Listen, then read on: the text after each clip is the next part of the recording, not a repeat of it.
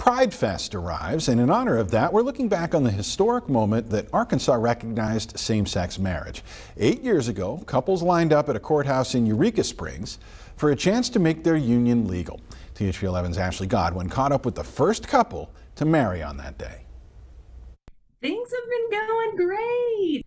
It's been 8 years since Jennifer and Kristin Seaton-Rambo made history. We didn't even know that we'd be the first, honestly. We wanted to get that marriage license before it was going to be put on stage. They waited in line for hours, all for a right they had never been granted before. An unexpected ruling in May of 2014 from Pulaski County Judge Chris Piazza declared the state's ban on same-sex marriage unconstitutional.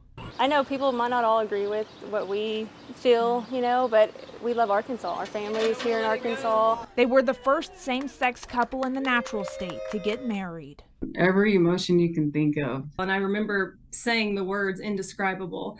And that's still to this day, that day, and since, because, that whole first year after, we were sort of in limbo until 2015. That year, the United States Supreme Court ruled same-sex marriage legal in all 50 states. But now some worry what was codified as a right for all could once again be threatened. These last couple weeks and months of these conversations on a national level have been, disheartening, to say the least. Some lawmakers have already taken steps to pass more federal protections. The Respect for Marriage Act would ensure every state recognizes same-sex marriage, even if the Supreme Court overturns the landmark 2014 ruling. The House of Representatives passed the Respect for Marriage Act back in July, but since then, it's been sitting in the Senate with no vote. It's disheartening to have to go through all of that again, but if that's what we have to do, that's what we do. And we go through all that again and we fight.